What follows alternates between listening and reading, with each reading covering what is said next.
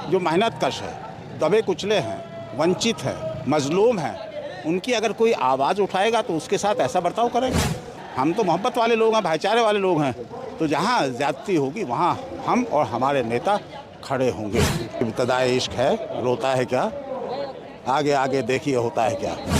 यही इंडिया है जिन्होंने इंडिया बनाया है।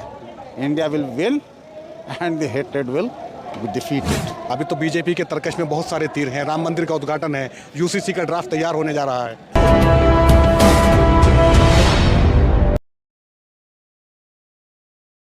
दिल्ली के जंतर मंतर पर चंद्रशेखर की पार्टी और उनके कार्यकर्ताओं का शक्ति प्रदर्शन है। इस शक्ति प्रदर्शन में कांग्रेस के नेता दीपेंद्र सिंह हुड्डा आए थे, आरएलडी के प्रमुख जयंत चौधरी आए थे और उनके साथ में उनके विधायक भी आए थे। मेरे साथ में इस वक्त में सिवाल खास से रालोद के विधायक गुलाम मोहम्मद मौजूद हैं। इनसे जानेंगे कि ये जो गोली लगी थी उसके बाद में क्या ये 2024 की जो बोली लगने जा रही है, क्या उसकी तैयारी है ये शक्ति प्रदर्शन?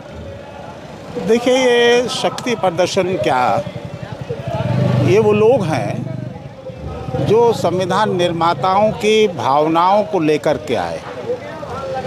इस देश में सर्वहारा जो मेहनत कश है, दबे कुचले हैं, वंचित हैं, मजलूम हैं, उनकी अगर कोई आवाज़ उठाएगा तो उसके साथ ऐसा बर्ताव करेंगे। इस देश में डेमोक्रेसी जिएगी क्या? जनतांत्रिक व्यवस्था फले फूलेगी क्या? नहीं फूलेगी। वो आक्रोश है इन लोगों का, वो नहीं है, शक्ति प्रदर्शन नहीं है, बल्कि ये आक्रोश है और अपने नेता के लिए भावनाएं हैं कि ऐसे इंसान को जो अपने समाज को आगे लाने की कोशिश कर रहा है, दबे कुचले समाज को जिसकी हज़ारों साल से उपेक्षा हुई हो, प्रताड़ना हुई हो, वो उसकी आवाज़ बन के उभर रहा है, उसको दबाने की कोशिश, उसके खिलाफ की जन आक्रोश है। और हमारा जहाँ तक सवाल है, देखिए, हमारे चौधरी जयंत सिंह जी आए, हम तो चौधरी चरण सिंह जी के मानने वाले लोग हैं, अजीत सिंह जी के भाईचारे के मानने वाले लोग हैं, मुलायम सिंह जी के मानने वाले लोग हैं, लोहिया और महात्मा गांधी के मानने वालों, डॉक्टर अंबेडकर के मानने वाले लोग, उस विचारधारा के लोग हैं। हमारे नफरत वालों से कोई ताल्लुक नहीं।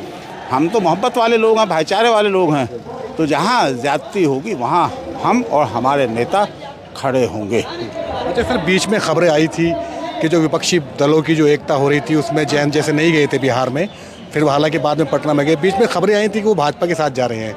ये खबरें सच भी है कुछ इनमें, या सिर्फ एक प्रोपेगेंडा है, एक एजेंडा है? अच्छा, एक बात बताइए मुझे। एक बार आपको याद होगा, काफ़ी दिन से आप तो सफ़ेद बाल भी आ रहे हैं, आपकी काफ़ी उम्र हो गई लगभग, तो याद है आपको गणेश जी को दूध पिला दिया था जी? हैं, याद है? बस सेम घटना।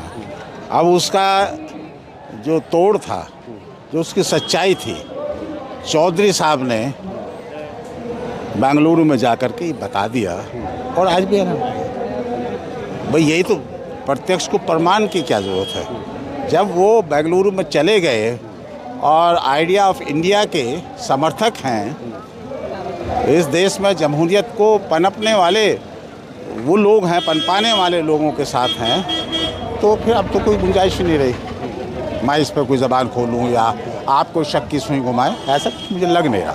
24 के लिए जो 26 तैयार हुए हैं, तो क्या 26 मिल नहीं 36 नहीं, आपकी तरफ से तो 26 ही है ना?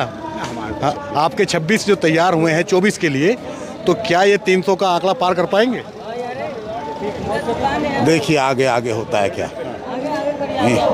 इब्तिदाई इश्क है, रोता है क्या, आगे आगे देखिए होता है क्या। ये पूरा देश है। यहाँ ऐसा नहीं है कि आपने किसी पार्टी का एक रजिस्ट्रेशन करा लिया, आपका जनाधार चाहे जो हो, मैं तो राष्ट्रीय नेता हूँ, प्रांतीय नेता हूँ, आजा भाई आजा, हमारी गिनती पूरी करा। कहाँ गया? पहले एनडीए कोई मीटिंग करी है प्रधानमंत्री जी ने? कोई मीटिंग आज तक नहीं करी, बल्कि एनडीए के जो मजबूत साथी थे वो इनको एक एक करके छोड़ के चले गए, एक एक करके छोड़ गए। आप महाराष्ट्र से शुरू होंगे, पंजाब तक आ जाइए, आपको सबूत मिल जाएगा। तो ऐसा नहीं है, यही भारत है, यही इंडिया है जिन्होंने इंडिया बनाया है। India will win and the hated will be defeated. कैसे जीतेगा इंडिया? अभी तो बीजेपी के तरकश में बहुत सारे तीर हैं। राम मंदिर का उद्घाटन है, यूसीसी का ड्राफ्ट तैयार होने जा रहा है। ये सब लोग समझ रहे हैं सब लोग समझ रहे हैं। एक दौर था, कई मुद्दे, इनकी तो हालत यह है, कल जो आवाज़ उठा रहे थे आज उस पर बात नहीं करेंगे। आज नया लाएंगे, कुछ नया लाएंगे, कुछ कभी मेक इन इंडिया लाएंगे, कभी कुछ। अब इंडिया की डेफिनेशन बदलने लगे, भारत और न जाने क्या क्या सांस्कृतिक उसके पीछे जोड़ दिया। भाई तो प्रियम्बल में कहा गया है, we the people of India solemnly resolve, हम भारत के लोग ये निर्णय लेते हैं। जब वहाँ इंडिया आ गया तो फिर उनसे बड़े हैं संविधान निर्माताओं से ये लोग ना, इतना बड़ा नहीं हो सकता कोई, इतना बड़ा नहीं हो सकता। तो ये तो एक बुनियाद रखी जा रही है। मैं समझता हूँ एक बहुत मजबूत टक्कर होने जा रही है, बहुत मजबूत, और बहुत बड़ा देश है। बहुत सी जगह तो ये हैं भी नहीं बेचारा, बहुत सी जगह तो हैं भी। सर लेकिन जो 24 का चुनाव है पश्चिम यूपी में जब लड़ा जाएगा, अभी पिछला जो चुनाव गया है निकाय चुनाव, उसमें जिस तरह से जो समाजवादी पार्टी जो आपकी सहयोगी दल है उसका वोट छिटक कर, मेरिट में भी आपने देखा किस तरह से छिटक करके उस पर दूसरी पार्टी पे चला गया MIM पे, तो वापसी वो आ पाएगा नहीं आ पाएगा ये तो अपने आप में सवाल है। लेकिन लोकल बॉडीज़ के चुनाव,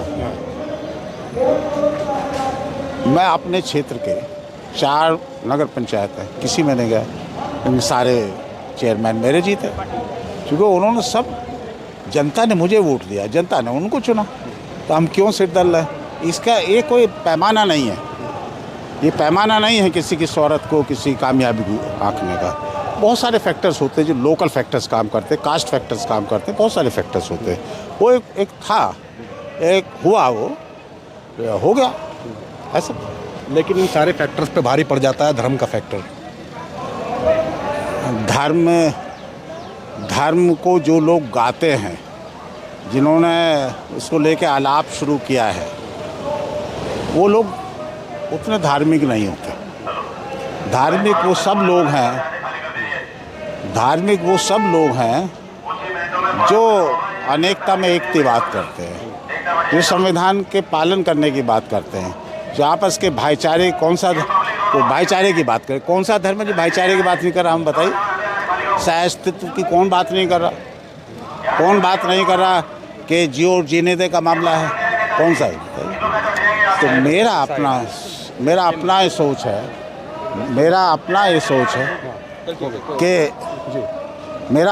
सोच है कि असली धार्मिक लोग वो हैं जो आपस के भाईचारे की बात करें, क्योंकि भाईचारा जो है वो तो आपसदारी सिखाता है। पड़ोसी का कितना बड़ा हक दिया, और यहाँ हमारे किसान मजदूर जो दबे कुचले लोग हैं उनका, ठीक है।